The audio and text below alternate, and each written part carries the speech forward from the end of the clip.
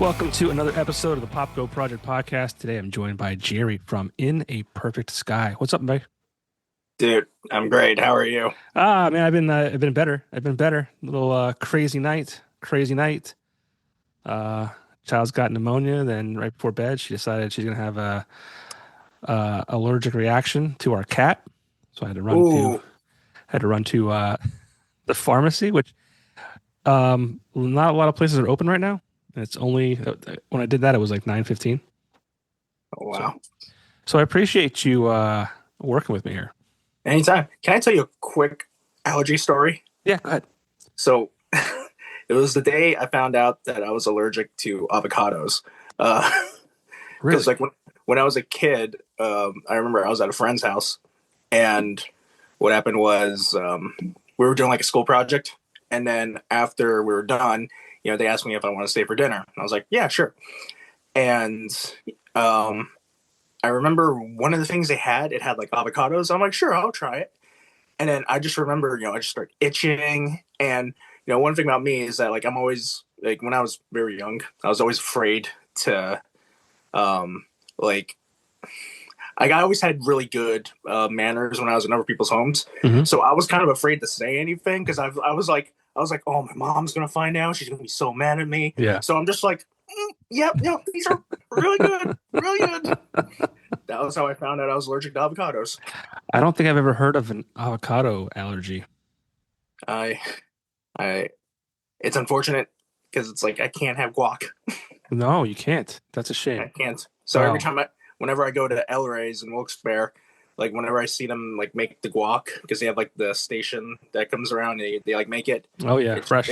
Like fresh right in front of you. It's like, oh, maybe I'll risk it. Yeah. Let's test it. How long ago was that? That was probably what, 10 years ago? More? Probably more. Maybe you grew out of it. I was like in 7th, 8th grade, I think. Maybe you grew out of it though. Try it. Why deprive yourself of guac? Yeah. You don't have to. You do grow out of allergies. Yeah, I'll give it a try. So my daughter's allergic to cats. I have 4 cats. Yeah, well, we have one, and we've had a cat since 2015, and she was born in 2022. So we weren't going to get rid of the cat per se. She was not like majorly allergic because the cat, obviously, she's 3 years old, so she's been on the cat for the past 3 years. She's accustomed to it, but she decided she wanted to give the cat a kiss before bed, and her lip just blew up. Oh, so. Oh wow. Well, but we're not here to talk. We're not here to talk about allergies. Okay. Yeah, she'll be fine. We're not here to talk about allergies. We're here to talk about a new EP. Yes. It came out December 12th. Yep. So if you're listening to this, if you made it this far into the podcast and you're tired of hearing us talk about allergies, go stream the new EP from In a Perfect Sky. Maybe someday I'll let go. And then come back and listen to this. But yeah, it's exciting, man. The second one, I didn't know you had. This was the second one. I know you had songs out. I didn't know you had an EP released already. So that's cool. Yeah, so the first EP we put out, it was March of last year, March of 2024. The first EP is called This Ride Called Life, and during that time, me and John, it was the first time we did like touring. I use that term loosely because it's like it was like pretty much like 4 weekenders in a row. Mm-hmm. But like we went to Boston, we went to Connecticut, we went to somewhere near DC. So like we just kind of like expanded our reach on like where to play shows. So like we kind of had like this big celebratory thing where it's like, what, it's our first EP. Let's just go all out and play all these cool shows. And so like for the second EP, it was that kind of thing where it's like, let's take it a little easier this time around and like just really just kind of like focus on have this out and kind of just to do like one. We're going to be doing one EP release show, and it's going to be at Pilgrim Brewing in Pottsville. And we figured this time around, we'll just, let's just keep the release simple. And I'm really, it's really fun. I'm really excited.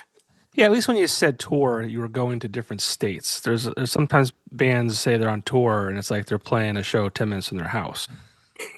So at least, I mean, yeah, some weekenders here, but I mean, at least you're Yeah. you're expanding out to different cities and different states, and so that's cool. Oh yeah, no, it was a lot of fun. Like, yeah, I was eager. Me and John, we've been eager to doing that sort of thing.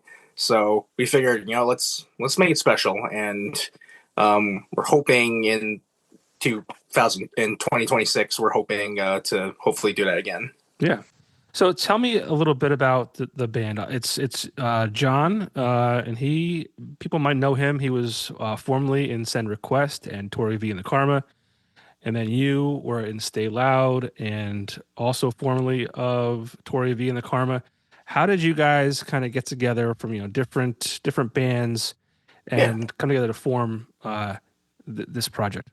yeah, no, we've been friends now for uh, wow, over 10 years now. We Time flies. met like we met in back in 2014.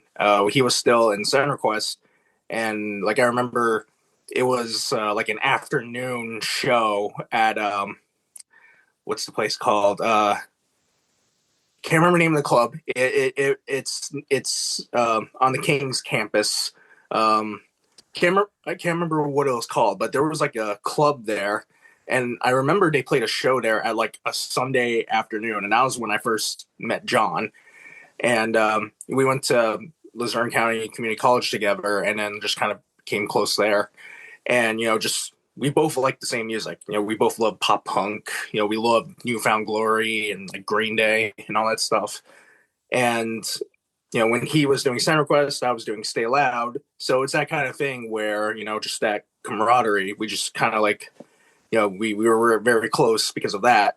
So uh, when Tori and the Karma was starting, because I remember he was the first person that Tori asked, and then they asked me to join, and I'm like, oh hell yeah, I get to play with John. I get actually playing a band with John. I was like, yeah, I'll do it. And in that band, I played bass. And then when I kind of had that moment where I decided to leave Stay Loud and wanted to do In a Perfect Sky, I I wanted to keep it simple and just be a two-piece duo. And I figured, I'll sing and play guitar, and then, I know a drummer, which is John. And so after we both left Tori and the Karma, that was when, I decided, like, hey, man, you want to be a part of this?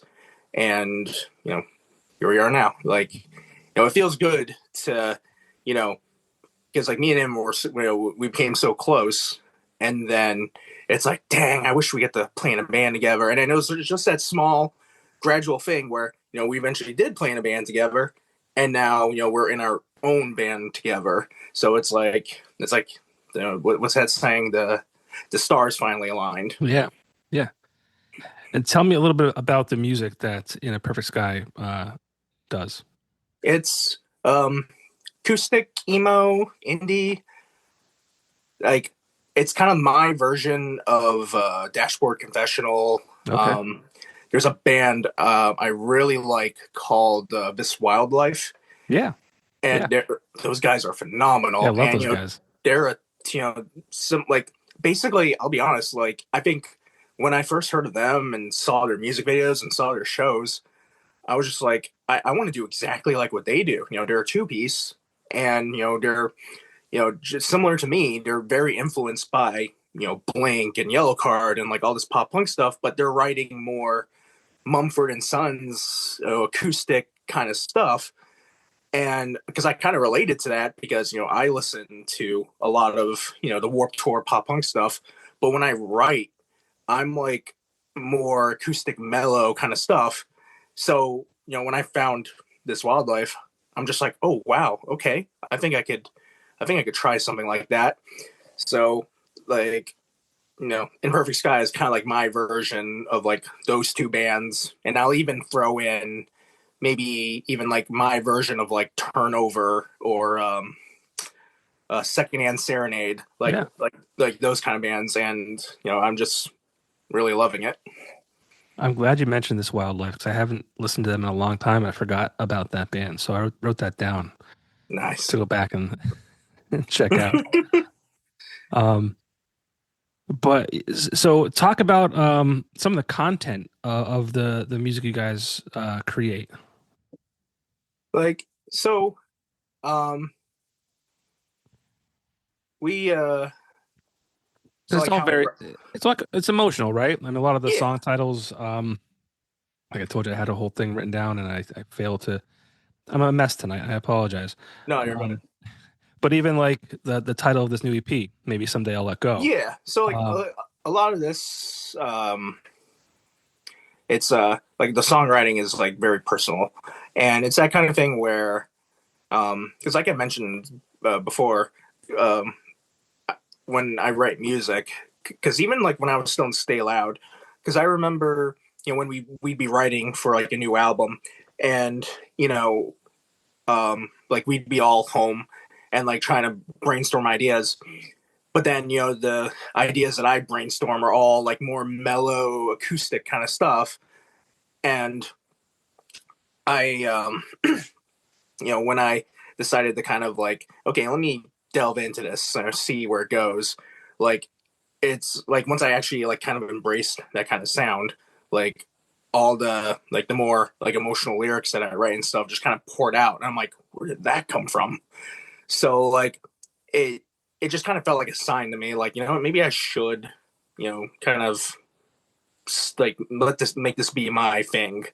And yeah, like a lot of the songs are very, personal for me, like, and they revolve around all sorts of things between, I don't know, like depression, past relationships, just whatever I'm feeling at the time, and very reflective type of songwriting.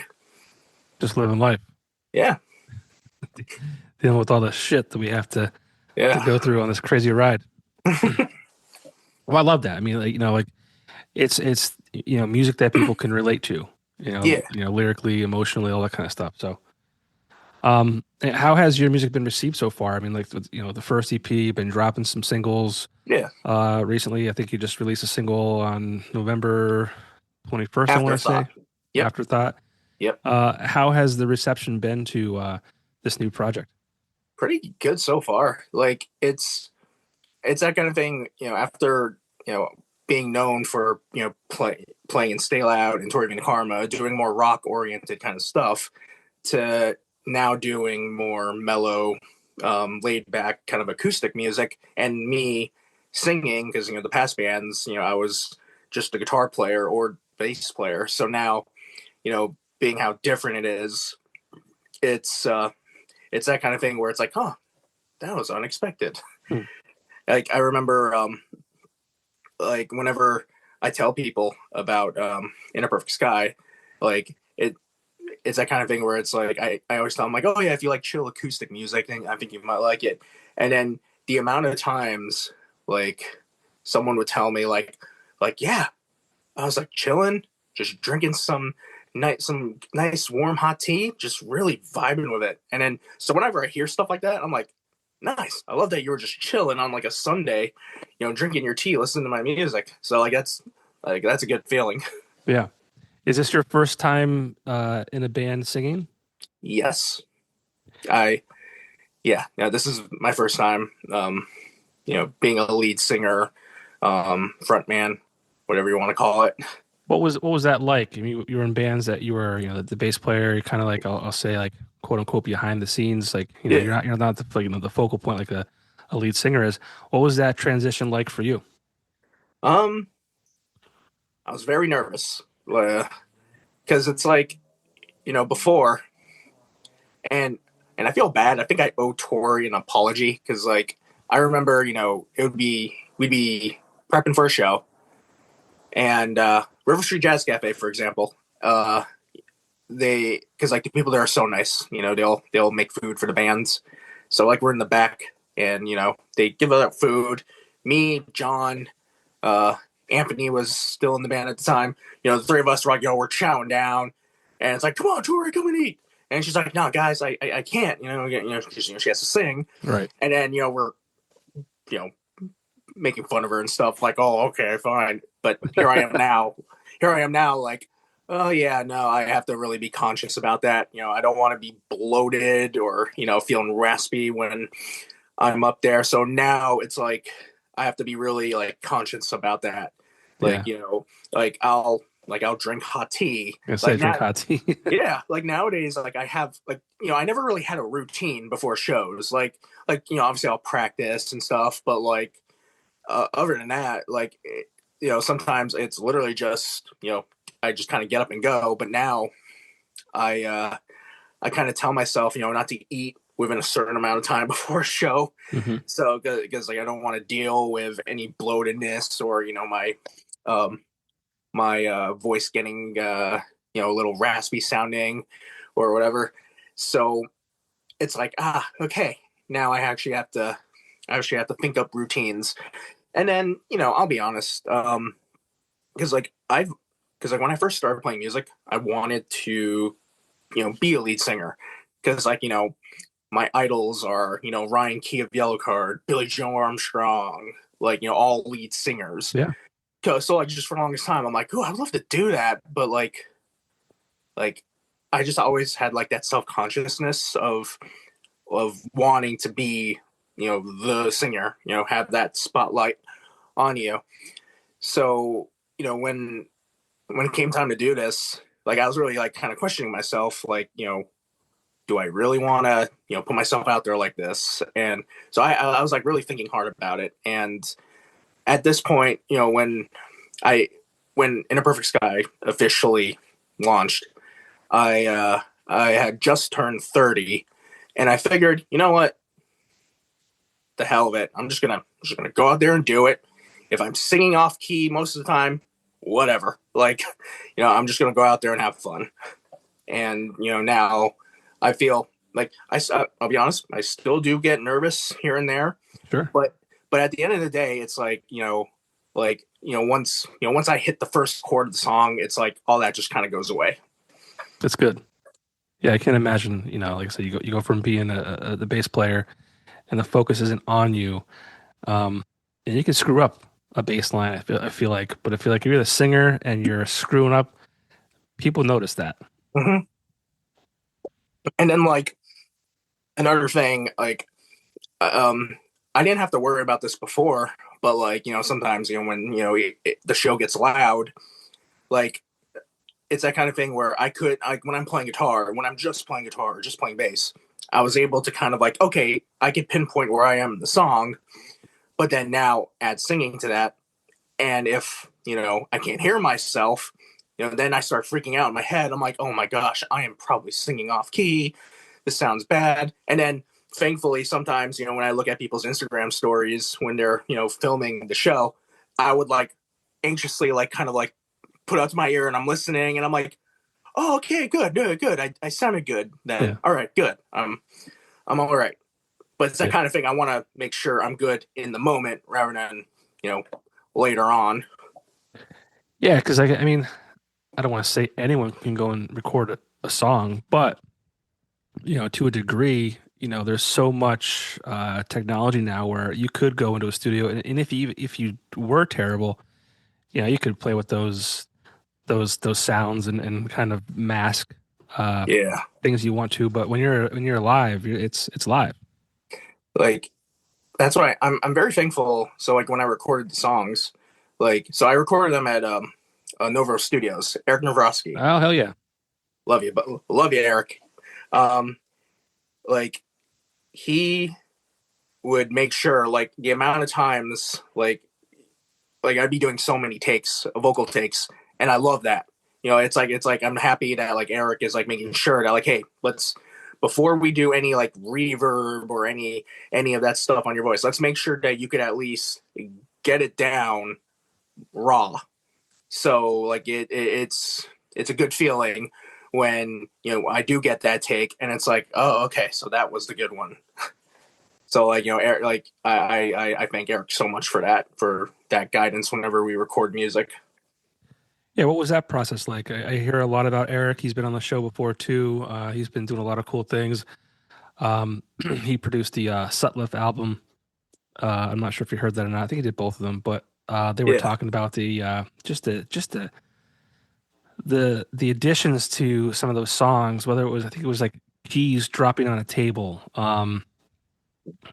It just like, what was it like working with him in your process? I love working with him. I've known, similar to John, I've now known him for like over 10 years as well. And it's really inspiring seeing his studio, just from the, like, seeing the growth of his studio. Cause I still remember, we briefly, very briefly, we had a band together called Malt Liquor Factory. It was me, Eric, James Slattery, the drummer of Toothless, and our old buddy. His name is Alex O'Brien, and we it was kind of like a John Mayer, Dave Matthews Band kind of band.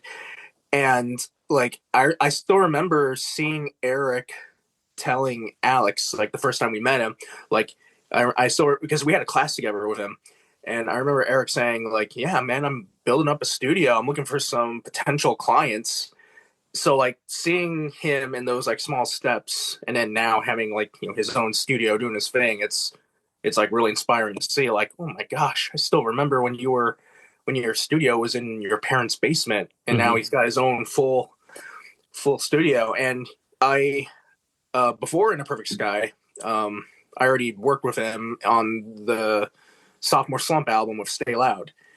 So like after we did that album, like I knew for a fact that, like, okay, whether it's with Stay Loud or if I'm doing something else, I knew for a fact that, like, okay, I'm gonna still want to work with Eric.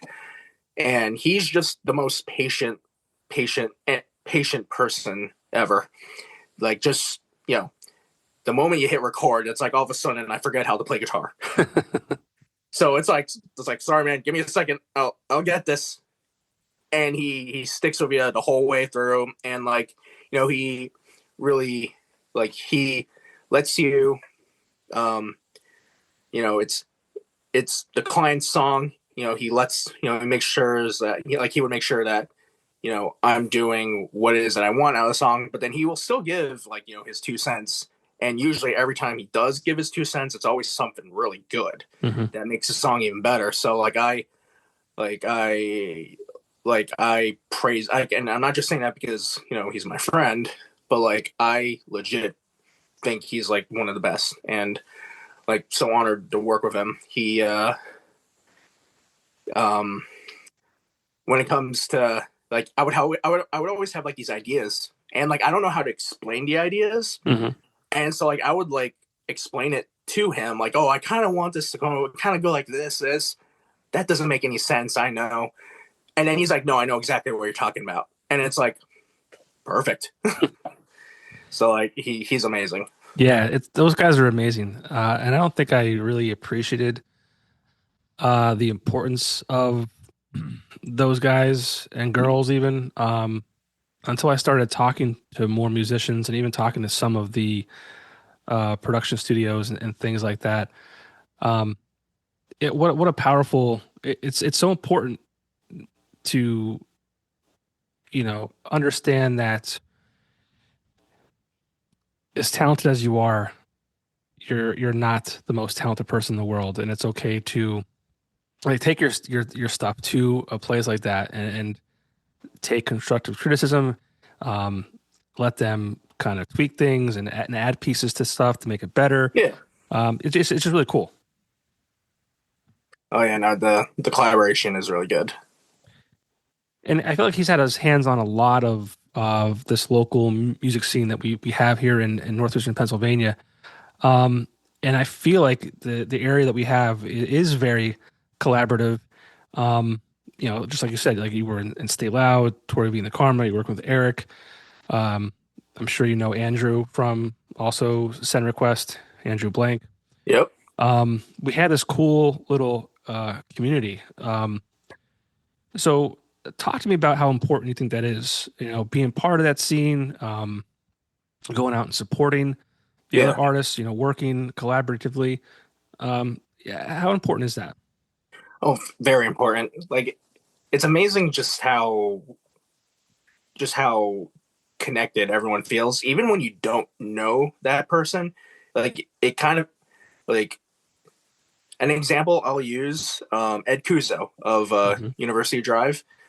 I remember it's that kind of thing where I love what University Drive does, and everything Ed does. And like I remember, like, this is still when I was like in Stay Loud and Torvina Karma. Like, at this point I'd never met him, but like for like 4 or 5 years at this point, you know, I've seen the stuff that he's done, he's seen the stuff that I've done. So then, like, the first time we actually met each other in person at the V spot for one of the ECMCs, like, it's our first time actually seeing each other in person, meeting each other, but like we were talking and as if we've known each other for so long. So I feel like that's how I feel with like so many musicians in the area, where it's like, I see what you guys are doing, and then like when you meet and talk, it's like, why does it feel like we went to school together? Like, there's like just that good sense of unity, just Yeah. all around. Like, the amount of, like, I feel bad when I lose track of the amount of musicians that I meet around here. Like, there's and I even feel bad whenever I meet someone that has been around as long as I have, and it's like, how have we not crossed paths? Hmm. So like it's it's a really cool thing. Yeah, I always say that I would put this area's music scene up against anyone across the country. I Oh really yeah. would. I strongly believe in that. Yeah. I mean, I haven't been to a ton of different. I mean, I've traveled, but I mean, if I were to tell you I went out to see music in these different cities, I'd be lying to you. But like, I am that confident though that this area has some of the best musicians. Um, and that's why I started this podcast because I want to like I'm trying to like help Yeah. um, expose that. I mean, it's just some of the stuff out of here is just. I mean, you mentioned Ed from University Drive, and that band is amazing. You said Toothless and So Much Hope Buried, Send Request, um, James Barrett. I mean, the list goes on. And you guys are part of that too. It's just like how does I don't even know. Is it because we have more access to recording studios, or it's easier to get that kind of stuff done as opposed to like 20 years ago, and like you had to have like tons of money to even like step foot in a studio. I don't know what it is, but it's incredible, this area. It is. Like, I mean, definitely. I mean, it sounds generic, but like, definitely social media Hmm. definitely comes in handy, because like, you know without that, it's that kind of thing, doing it the old school way of like, going to like a record store and like seeing a bulletin board with all these flyers for all these like upcoming shows and stuff. I missed that So though. yeah, that like that's sometimes, because like sometimes I really wish I grew up in that time, to that time of discovering music, Yeah. because like I think I was like 14 or 15 when I got MySpace for the first time. So like, yeah, I was that generation that by the time I became a teenager, that was when social media just really started to kind of take over. Yeah. What was the first album you ever bought? Do you remember?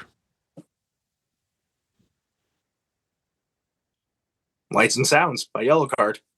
Have you heard the new record? I'm sure you have.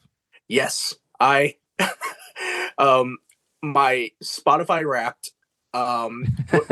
what it's so what's really cool about this year's Spotify Wrapped, there's a segment where it it kept on file certain days Yes. where like landmark things. So like the one time, so like Derek Whibley of Sum 41, he did a memoir, and I listened to that entire the entire audiobook like in one day. Like, I was playing Marvel Rivals while that was playing, and like that came up saying on this day you was your biggest day for an audiobook, and I'm like, that was the Derek Whibley book. Mm-hmm. So it mentions all these things. Like I went on vacation with my family, and it said from this time to this time you listen to all this, and I'm like, what was I do? Oh, I was driving back from Ocean City. Okay, that makes sense.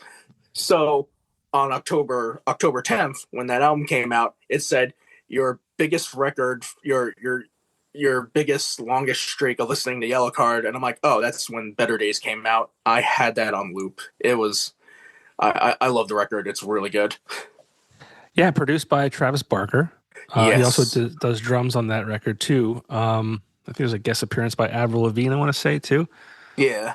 I only know these things because I work for Fuzz 96.1. We play a lot of Yellow Card, new stuff and old stuff.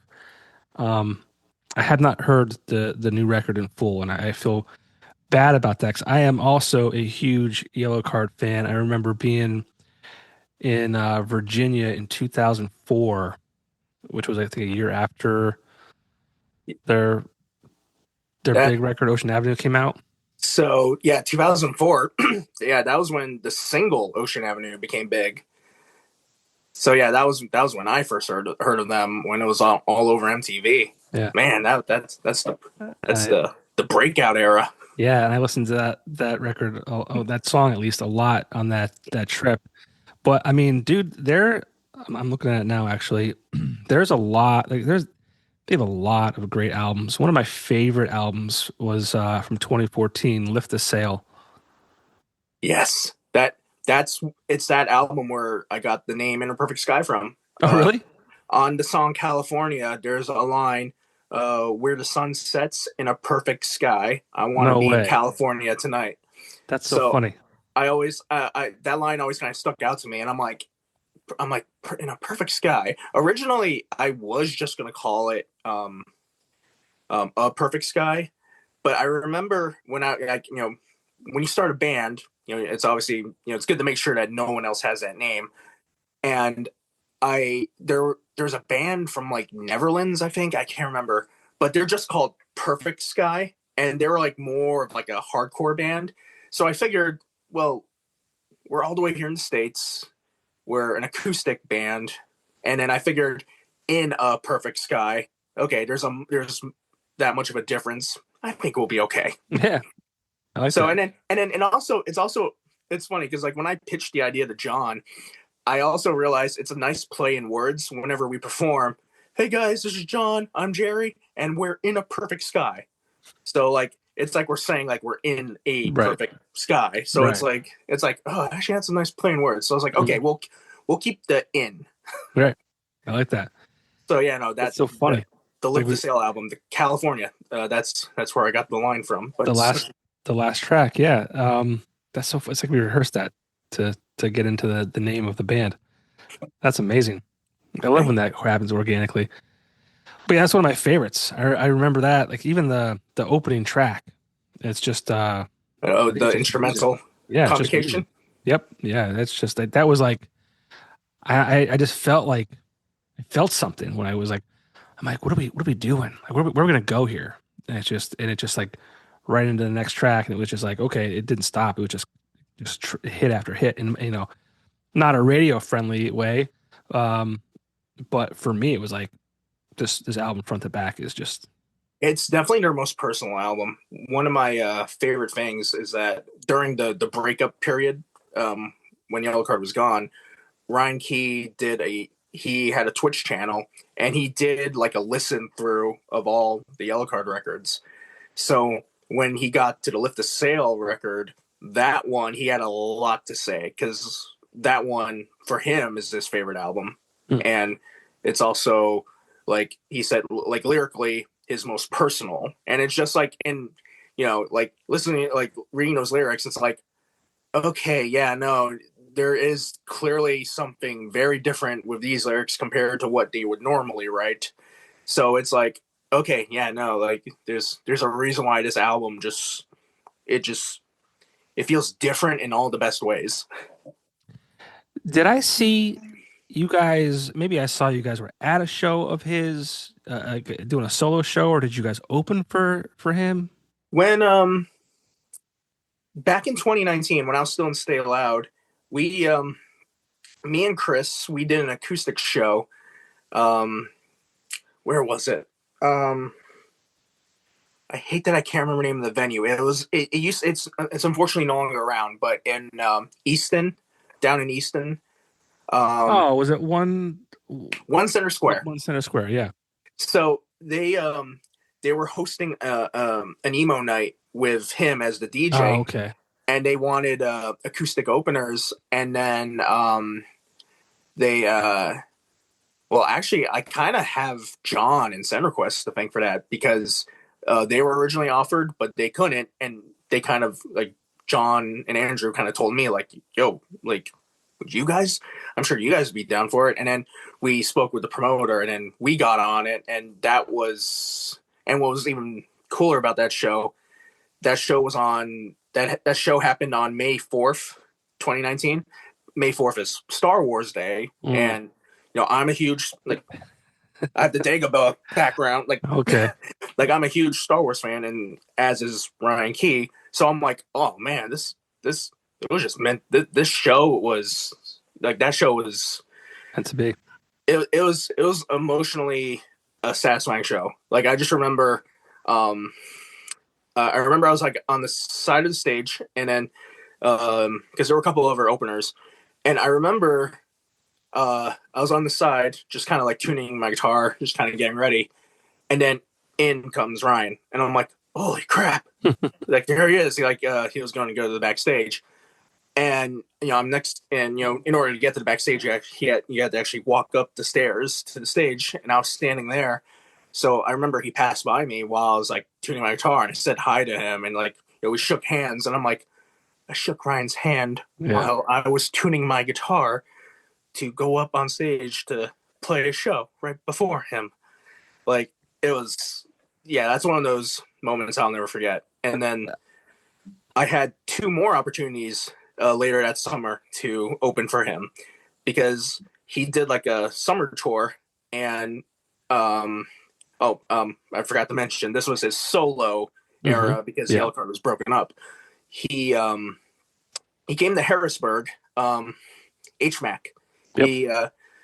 He was playing a show there, and I couldn't get Stay Loud to play. So I'm just like, oh God, but I like the opportunity was there. It was the same promoter from the first show, and he was like, is there anyone to get to play with you? So Kyle, to my buddy Kyle Taylor, formerly of Glow November. Oh, great band. Like I remember I was talking to him, and I'm like, hey man, is there any way that we could like figure something out, like do like some acoustic thing? And then him so me, him, and two other buddies, we quickly got together, and like we did a bunch of acoustic emo pop punk cover songs, and we played that show, and that one was a pretty fun one. And then the day after that, this time with Chris again for under Stay Loud, we played at Stage West when Ryan was there. And then that one felt really good because whereas the first two shows, a bunch of my friends couldn't make it because it was a bit of a distance. This time around, it's like, okay, well, it's local. Y'all got no excuse. Y'all better be there. And that was those were shows that I'll never forget. I remember that for you. I remember I knew you were a huge fan, and when I saw that, I was so happy for you. Like that's just like one of those moments. Like that's what. Thank you. Yeah, just like music in general, man. It's just these things that music does. Whether it's from listening to it and performing it, writing it, meeting people who are doing it. I just got to see Justin Furstenfeld again, maybe 3 weeks ago at the Kirby Center. He's the lead singer for Blue October, one of my favorite bands. And it's one of those moments where I got to introduce them to the Kirby Center. This is my second time doing it, and I was running through there's like a tunnel under the Kirby, and I was running through, and I passed like their green room. And he's like, hey, wait. And I'm like, what, me? And he's like, yeah. Come here. So he goes, it's so good to see you again. Like, oh my God. I didn't see you out because I went to the sound check too prior to that. He's like, I didn't see you out in the audience. Like, so good to see you. And he was actually, he had just sprayed some cologne. And he goes, I'm sorry for if it's overwhelming. I'm like, is it your cologne?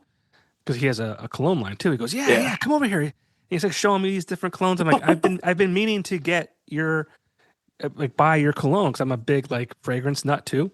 Yeah. And he goes, oh, go up to the merch table, tell him take whatever you want. I'm like, really? He's like, yeah, dude, on me. Because it's so good to Oh, see that's you. amazing. He's like, can I take a picture with you? I'm like, you want a picture with me? Like what?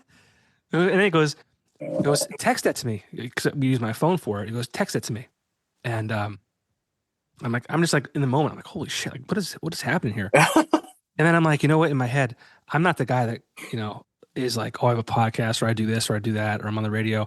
But I'm like, here's my shot because I wanted to do this when he was at the Sherman Theater back in March. Yeah. But I was like, hey, listen, I know you don't do these kind of things, but I do a podcast. I said I've interviewed, so I said like Verve Pipe, Everclear, the bands that he kind of like enter this like the scene in. He goes, Yeah. yeah, absolutely, let's do it. And I'm like, no way. Oh, that's amazing. So what? So I'm worried though that I took down his phone number wrong because so I texted him the photos that night, and then he goes, "Let me know when you get the cologne. Let me know you got it." So I texted him that I got the cologne. Obviously, he was on stage at that point. And then I waited like a week, maybe a week and a half, and I said, "Hey, hope you had a wonderful Thanksgiving with the crew and your family. Let me know if you want to do that podcast. I would love to set it up with you." He has not responded. So there's a few things that happen. A, he's busy. B, I got the wrong phone number. Or C, he gave me the wrong phone number. I don't I I don't know. I don't foresee him giving me the wrong number. But it was so like it was funny that night I was like this like your first date. Like your text like I'm like all right, I shot up a text like I don't want to respond too soon. Like Yeah. how long do you wait to do? It's like you're sitting at the edge of the bed, like, oh no. Yeah. Yeah, but like those moments, like that's Yeah. music and like the just all of it is just such an amazing thing, and I'm so thankful for. I don't perform music. I always say I couldn't even write a song if you asked me to. I'm just a huge fan. That's why I love doing stuff like this because like I just like kind of pushing myself into it somehow. But like music is such a powerful thing. It is. It has the power to change lives, in some cases save lives, um, and I don't think musicians ever think of that per se. Like they like they're creative because that's like what they were meant to do. It's what they love. Yeah. But it's so cool that like it goes so much further than that. It's Yeah. more than we're just like who they are and what they do. It's like it's so impactful. Oh yeah, no, it's yeah, no, there's just nothing like it. Yeah, Like, what does it mean to like you as someone who I like writes and records and performs and it's been a huge part of your life and you know meeting guys like Ryan from Yellow Card and like what does music mean to you? everything. Like it's that kind of thing where like I never because like when I started playing guitar, like I just never thought like, okay, well, let's see how far this goes. And then, I struggled. Like I struggled like learning how to play guitar and like once I finally actually figured out how to properly hold down chords, and actually being able to like learn over people's songs and kind of understand like, oh, so that's how they did that. Oh, okay, that's cool. Like once I started getting like that kind of behind the scenes understanding, it just really just kind of expanded more for me. And like, I just really kind of like revolved like a lot of my decisions in life because of music. Like I used to like when I went to college, I originally went to college for business. I didn't know what I wanted to do as a major. Like I went for business, and I was not happy with it. And after my second year, I found out that LCC had I found out that they have a music recording program, and I was like, I want to do that. That sounds cool. Like I figured, like even if I don't get into music recording as like a career, I figured it would at least like open a door for me to meet people and like, you know, be able to do those things. And honestly, it was the best decision I ever made because I met Eric, I met John, I met basically everyone in my life that got me to where I am to do music. So like, um, you know, being able to, still do it, writing music, it's weird just how, I don't know how to explain it. Like, trying to learn how to write a song, like, you don't really actually learn how to write a song. It's that kind of thing. You just kind of do it until it's like, oh, okay, that sounds very competent. So like maybe someday there's maybe I still remember how my very first song goes. It is cringe, but maybe in the future, Yeah, revisit it. Yeah, re-record yeah, it. just be like, hey guys, look, just keep in mind this was written from the perspective of a 13-year-old. It's like, wow, the rhyming in this could have been better, but okay. But yeah, no, like, getting into music, just all the music that I remember listening to, and then thinking like, man, I want to do that. Like, I was always so fascinated by it because it's more than just like it was more than just listening to music. It's like I just remember kind of questioning like oh, I hear an instrument in the background, but I don't know what that is. How did they do that? And like finding out that there's like more to songs than just what you initially hear. Mm-hmm. So like I don't know, I always just found that fascinating, and now like getting an understanding, and then heck, even with stuff like YouTube, watching videos of, hey, this is how I recorded this song in the studio back in the 90s. Like it's fascinating. Yeah. What a time to be alive. Yeah. The future of In a Perfect Sky. I mean, is this, are you all in on this? Is this like, this is the project that you want to take to the next level, or is this just kind of something fun you do? Talk about that. Yeah, no, this is definitely like the thing I want to be doing. Now that I kind of like conquered like my self-conscious fear of like of getting up on stage and being the lead singer, it's like now it's like I want to keep doing it. And I know like I definitely want to take it to the next step, but I also try to remind myself to make sure I'm enjoying it. Mm-hmm. And whether I'm playing in like the smallest places to barely anyone, at the end of the day I want to make sure hey, we're having fun. And I'm thankful to say that I still am having fun doing this. And now that we have the new EP and get to play more new songs, it's like, all right, this is just getting even better. Do you ever imagine this band growing to more members, or is this we're sticking with two people? Yes. So me and John, we definitely talked about it. I know for a fact I wouldn't necessarily say official members, but like something we definitely plan on doing, especially after the new year, because a lot of the new songs off the new EP is a lot of these songs are more fuller band kind of songs. Our first EP, This Ride Called Life, that one, it's more acoustic and it doesn't have actual drums. For percussion, it's the cajon that's Mm-hmm. being played, so it's much more like fully an acoustic album. And there's some like clean electric guitar stuff here and there, but at the end of the day it is like fully like an acoustic EP. So this new EP, maybe someday I'll let go, it's more full band, so it's a lot more electric guitars. Like clean electric guitars, but like, definitely a lot more energetic, you know, more like, dare I say, a little bit more pop rock style music. And we definitely have plans and hopes and plans to have a guitar player and a bass player with us. So something we do plan on doing is like maybe having members with us when needed. So like depending on the show. Sure. Because like, we do every once in a while play like, the smaller kind of like coffee house, coffee shop type of shows. And like, if like that, like me and John can handle ourselves, or I could even do it solo.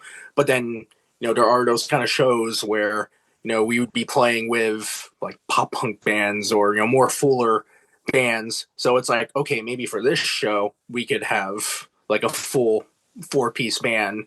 So in a way, it kind of makes us a little adaptable going forward when it comes to these shows. Yeah. Because it's really interesting because like, we've played with bands that sound like us, like we've played with like more folky, indie kind of like Lumineers like type of bands. But then there are times where we'd be like opening for like hardcore bands, and it's like, oh, this is interesting. but again, it just kind of like makes us adaptable. And I think when we do like settle in on like having an additional members play with us, it's like it'll definitely open those doors of being able to play like those more full band shows, but still play like the more smaller, intimate, acoustic type of shows. Well, it's funny because a lot of bands, like full bands, will do like acoustic duo shows. You're kind of the opposite of that. You're gonna do the acoustic duo type thing, and then you're gonna like have a full band for some things. So that's cool. Yeah. So yeah, no, we that's something we do plan on doing. I mean, I won't say their names, but we do have 2 potential people that we've kind of been talking to, like, hey, like, and trying to see if schedules can align and stuff and such. Gotcha. But it's definitely something to look forward to. I'm looking forward to it. Yeah. Hell yeah. Thank you. As a band that you're primarily, or you guys kind of are from NEPA, right? Yep. What is your favorite NEPA venue to play? Ooh. There's not many. Yeah. Right? That's hard. I mean, Pilgrim Brewing in Pottsville, in a weird way, because that's like that was the first In the Perfect Sky show. In a weird sort of way, like whenever we play there, it's like we almost kind of consider that a hometown show sometimes. And it's been kind of I miss Carl Hall. I miss the Keys. Yeah. I miss a lot. I miss a lot of those places. I'm so happy. What is it? Blanking on the name. Union Vapes in Dixon City. Like I was so happy when I found out about that place, and then I just played there this past October, and like the people there are so cool, and it feels good to have that around. I do miss. I haven't played at the V-Spa in a while. I love going there. That's the place to be. Their chicken wings are really good. I don't know if I've ever had them. Like honestly, like they actually have really good food. Like their pizza and wings are actually pretty good. Like I feel like when it comes to music venues, it's like you can either have good music or good food. You can't have both. But the V-Spot has both. Yeah, I mean, Vinny and Frank, I mean, they do a hell of a job there. Vinny's one of Vinny and I have, I don't want to say recently, we've been very close, I guess you could say, for many years. I feel like we've become closer over the past couple years. Yeah. But what a funny motherfucker that guy is. It's funny because just to show how cool of a guy he is, I remember now I know after I left Stay Loud, I know they played there a couple more times, but when I was still in Stay Loud, we only played there once. And, that was back in like 2017, 2018. And then I didn't play there again until I joined, until the Tori V and the Karma days. And I just remember, at this point, it's been years.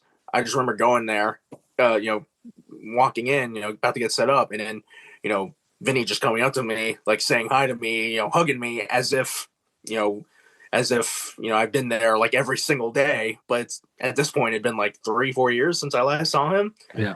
I'm like, man, I wish I had your memory. He's a gem. I don't think Yeah. Frank realizes what a great partner he has in Yeah. Vinny. Vinny is the face of the V Spot. Yeah, you found it. They started doing social media videos. They used to be on the radio. They would do funny commercials like this back and forth banter Okay. with Frank and Vinny, and they were always hilarious. It was there was never a script. They would just come in. They knew like the entertainment for that week, but they would just like it was like just magic. Now Vinny's doing some videos on Yeah. social media. And they're very funny. He's not doing radio, which is very unfortunate for me. So fuck you, Vinny. But I'm kidding. You'll convince him. No, I won't. It's never gonna happen. It's never gonna happen. If we rally the entire valley, Buzz. Yeah, Buzz. everyone just show up to the V Spot. Just like have the Demand sign thing, but like demand it.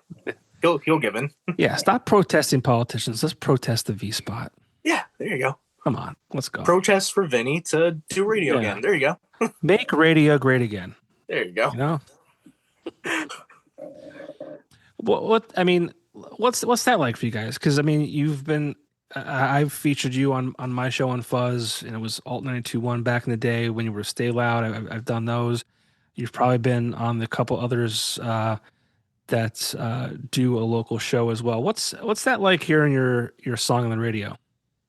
It's still a pretty cool feeling because, when you listen to radio like your whole life, and like you kind of like imagine, man, what would it be like if I had a song on the radio? Like it's like I'll be honest, like when you premiered Names on a Tree, like I remember like I went to my car and to listen to it, and I'm just sitting there just like, yeah, no, this still feels really good. This is still like I still get a smile from it, like that. I get to say I get to say I could hear my music on the radio. Like it's a good feeling. Yeah, radio still has its place, right? Yeah. It's still this. What's cool about radio, I think, there's a couple things. One is, and this is not something that I ever said. It was actually said to me by somebody else, and I didn't think about it this way. But it's like, you're listening to it, and at the same time you're listening, there's however many other people also listening. You don't even think about that, but it's happening, right? But also with my show, I don't play just anything to play it. Like there have been artists that have sent me music that unfortunately is just trash, whether it's just poorly recorded or whatever it might be. There are times where it's just garbage and I just won't play it. So I like to think that the music that I play on my show on Saturday mornings at 10 a.m. on Fuzz, when you listen to that show, you're really going to hear the real talent that is from our area. And I'm proud of it. I'm proud of that. I'm not, and I think for what that's worth, I think that's also good because, there's other stations that will just, it's local. I'll play it because that's what this show is. It's a local show, but like, you still have to have some kind of like, I don't know, like barrier. You have to, So I don't know. And I'm thankful for all the times that you've featured my music, whether it's this Tori or Stay Loud. You gotta send me some of the new stuff. Yeah, and I don't know if you remember this. I did part-time play bass for the Taxmen. So if ever you played the Beatles, just know, thank you. I've never played the Taxman. I never did. Um, I forget who I was talking to. They're in a different band too. And then the Taxman, and they're like, he's like, oh yeah, we're doing this, and I want to connect with you on that. And I said, yeah, for sure, let's do it. Yeah. And we never did, but never featured them.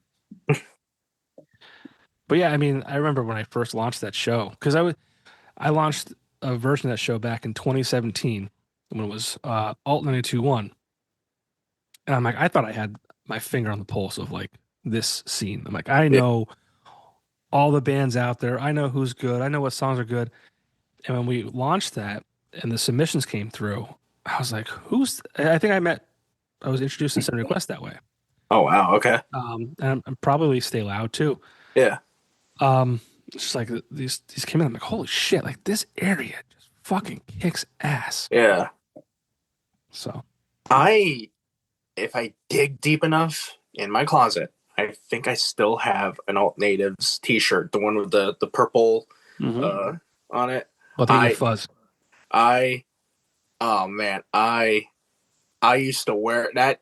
That used to be like my when in doubt shirt. Like I don't know what to wear. I'll pop that on. Like the amount of times I've worn that, playing shows. That was a good quality shirt. I need to find it. Yeah, I'm trying to think of what brand that was. But I'll get you a fuzz shirt. There we go. It's navy, and the colors are cool. They're good quality shirts too. Nice. All right, we'll get on that. Hell yeah. Well, the EP is out now. If people are listening to this for the first time, it being introduced to In a Perfect Sky, what song would you say, hey, start with this song, even if it's not the new EP, start with this song. This is the best introductory to this band. Listen to that and then go from there. I would say Lazy for You. That's the second single we put out off the new EP, and it's also the final track on the new EP. We did a music video for that song that came out back in October, but that song in particular, I just feel it hits every vibe check. Like if you had like a vibe checklist for In a Perfect Sky, it just kind of like checks off everything. Mellow, soft, acoustic, warmness, and then once the drums kick in, like it just has like this nice little groove to it, but like still very clean and melodic, but something that you could dance to. Okay. So like I would say Lazy for You would, if I had to recommend a first In a Perfect Sky song, Lazy for You. Okay. Good to know. And it also helps that it's like my personal favorite off the new EP. Like I knew for a fact when I wrote that song, it's like this needs to be a single and it needs to have a music video. And at the moment, it is our top streamed song on Spotify. So it's like when I saw the numbers and everything, and like the amount of shares, like it just kind of like really made me happy that like, oh wow, my favorite song off this EP so far is the one that's kind of getting the most reception. So it's like, all right, nice. I'm like really happy about that. So yeah, I would say that would be the first introduction song. Okay. And you've done a couple videos for these songs, right?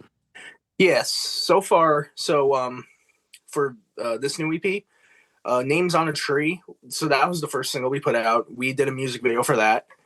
We filmed that in what's the name of the park? Cheesequake National Park in New Jersey.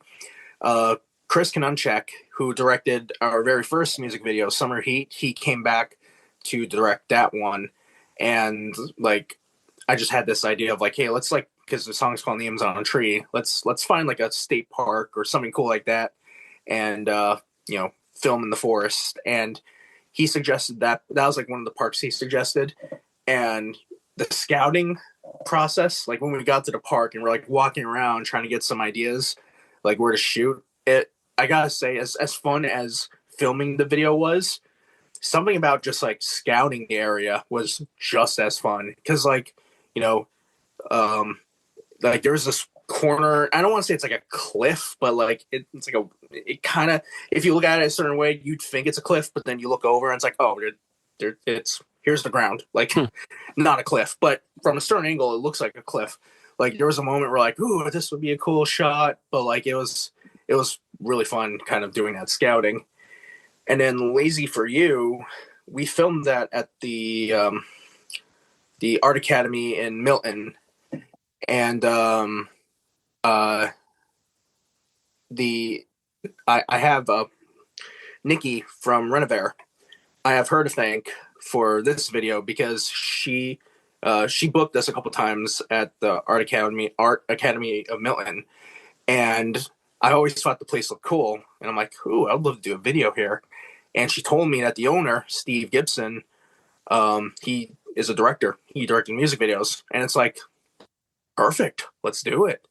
And for that video, it kind of had a bit of a story. A friend of mine, Ariella Gruby, she stars in the video, and she's like listening to the song and dancing along to it. So like it's like, so far out of all the few videos we've done so far, it's been like my favorite video. So my favorite song off the EP, and also my favorite video that we've done. And yeah, no, the like music videos are fun. Yeah, why are those important to you? Because obviously it takes time, it takes extra money. Yeah. Why are those important to do as part of this project? For me, so for me personally, I just like I grew up watching MTV, Oh like yeah. during because like when I got into music, I want to say 2003, 2004, when I wanted to learn how to play guitar. I remember this was still when MTV had like hours of music videos. Yeah. Like, and I remember I would always get excited whenever, I had a snow day because, Hmm. oh, cool. I would have MTV on. And, that was how I actually got into Blink 182. That was how I discovered Yellow Card. I still remember seeing, they were teasing the new music video from Green Day called American Idiot. And I'm like, and that was the first time I ever heard of Green Day. So like, I just remember seeing all these music videos and I thought, these are so cool. Like, I just want my own. So like, I kind of selfishly, in a good way, selfishly, I wanted music videos really just for myself. Yeah. Cause I just kind of grew up like, seeing, music videos. Part of the And, process. Yeah. yeah. And honestly, like, when you know what idea you want and, you just kind of go out there and do it. Like, it's like, it's just as fun as writing music. Yeah. Like it like and like I love movies. So like, seeing like a director kind of like work their magic, with Steve Gibson for the Lazy for You video, like I remember um like yeah, I remember him like making like certain shot suggestions and stuff, but like hearing why he wants to do certain shots, I'm just like, I never would have thought of that. And Yeah. like it's so cool it's so cool to see. But I just, it's that kind of thing where I just kind of like the idea of having music videos. But then on the other side of that, for promoting, I feel like people, like when they see something, like when they actually see the band, whenever they see the singer singing, when they see the drummer playing, like that does kind of help, like Hmm. the human element of, oh hey, look, these guys are here, they are playing the Yeah. song. They're people, not AI. Yeah, yeah. No, you're right. And it's like that's another aspect. Like you go to a recording studio and work with a producer, and then you have a video done with a producer or a director and stuff like that. Like I was actually in a music video for a band called Don't Panic, and the I whole love those process, guys. yeah, the whole process is amazing. The video I was in was I always screw this up. I always want to say I don't want to screw it up. You think I would know this because I was in the video. Um, I want to say The Long Way. I'm just gonna watch all their music videos, and if I spot you, I'll do the Leonardo I know DiCaprio. him. I'll do the Leo point. Yes. I know that guy. Yeah. Oh man, don't panic. Those guys are amazing. Yeah. So back in 2010, my the band that I played in high school. We're going way back here. Remember Eleanor Rigby's in what area was that? Was that German, PA? I think it was German. Yeah. The first time we ever played there, it was June of 2010. The headlining band was Jimmy's Chicken Shack. Okay. And I just remember, and then Joe Caviston was the one running it, and that was the first time I met Joe. And God damn it, Joe keeps getting in this podcast every fucking time. Sorry. Shout out to Joe.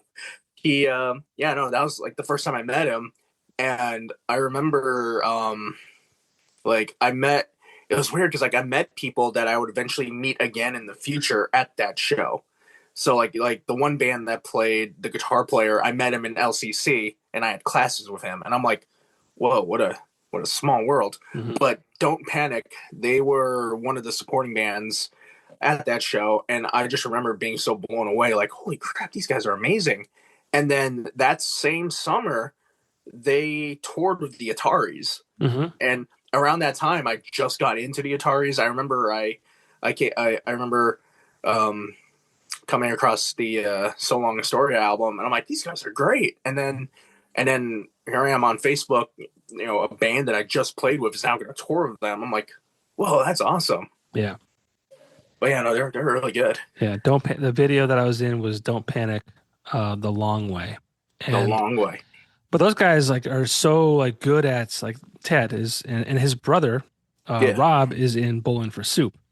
Nice. And he was also at one point, or maybe still is, I'm not sure, but he was in Patent Pending as well. But Ted has this he's an artist, right? But he has these all of his videos are very well thought out, and he works with great directors, and they're just really well done. The one I was in, it was the concept was the band got booked to play a show for $10,000, and Ted, the lead singer, was run over by their tour band. So they're like, well, we don't want to miss out on this $10,000, so we are going to weekend at Bernie's Ted to get through the show. Yeah. and make their money. It was awesome. Oh, I gotta check. What's the song called again? The Long Way. The Long Way. Okay. Yeah. I'll check that. I had a pretty decent appearance in it. It was a lot of fun. People I don't think realize how much time, they were there before me. They were there, but they weren't there after me. Maybe to help clean up, but it was a long day. But and you record different parts of the videos in different segments. It's not like, all right, we're gonna start recording here, start to finish. It's like, okay, we're gonna record the maybe the last the end scene. Yeah. Second or third or first or whatever it might be. You're going non-linear. Yeah, it's such a cool process to be a part of, and it just when you have the ability to, when you're creative like that and you work with the right people, and then you see it come to life, because all day it's just all over the place. It's all right, we need these people over here now, and then all right, you go sit down and we'll call you when we need you, and an hour later you're back in, or whatever it might be. But then you see it all together, it's holy shit, this is amazing. Yeah. The first 15 seconds of that video, your jaw will drop. All right. After we get done, go watch it. I can't wait. And then send me a message. Let me know what you think. I'll do the Leo point. Hell yeah. Well, man, this has been fun. Yeah. It's been great to kind of connect with you on a one-on-one level. You were part of this. You were on the show when we did one with Stay Loud, but that was obviously with a bunch of people. So I've never really had a chance to talk to you one-on-one like this. So this has been a lot of fun, and I'm excited for you and the new EP. And thank you. And excited to see where the band goes. I like the idea that you're gonna kind of add more pieces to it for different shows, and and yeah, just see what happens with it. I'm excited. Thank you for having me. This feels really good to do. Yeah, awesome. Well, thanks for. I know we were an hour delayed.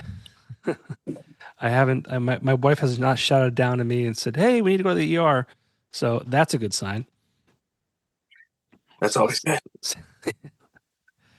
Yeah, kids, man, it's always something. Literally always something. I love them, but Jesus, it's like, how much more of my energy can you take from me? Hey, But, look, you're pulling through. yeah, you have to. You have to. And I've got more. It's 11:34. I still have more work to do after this, even. So, All right. Good luck with that. but buddy, thank you so much. The new EP Thank from you. In a Perfect Sky is out now. Maybe someday I'll let go. Go check it out. Go stream it. Oh, you actually have CDs available too, right? Yes, I didn't yes, see that. I do have physical CDs, and Hell yeah. from all my future shows, I'll be selling them. And we also have our first EP, so definitely come by. Yeah, more show announcements in the future. Nice. Even if you buy a CD and then throw it in the garbage, you're still supporting the band. So when I was at that Blue October show, before I met Justin again, and he's like, "Yeah, just go to the merch table, grab whatever you want." I had bought a DVD. I purchased a DVD. All right. It was like you can go online, you can buy it like a digital copy on the website, or whatever. But like I wanted the DVD. And my son, we got him a PS5 last year. So I'm like, all right, well, I can actually watch this at home.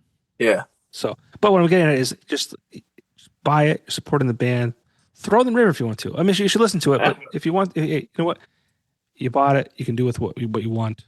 Throw it in the river if you want to. Yeah. I can't wait for today that I go to like a Salvation Army or what's the other one? The other thrift store, Goodwill. Yeah, I can't wait for the day that I go there and I see one of my CDs or one of my band shirts. Or your yard sale. Yeah, it's like, oh, hey, look at that. You're 60 of a cane. Hopefully on a cane at 60. You're 80. You're still trucking 80 years old with a cane. Cane at 80 is pretty good. With the way that my knees have been now, yeah. I probably will be. I will be having a cane by the time I'm 60. Listen, no, I mean, if I'm 80, hopefully I make it to 80. If the worst thing I have is a cane at 80, I'm okay. There you go. All right. Gerry, thank you so much. I'm excited to see what the future holds for In a Perfect Sky. Maybe we can open it up for Yellow Card and Ryan again down the road. That'd be cool. Who knows? Yeah.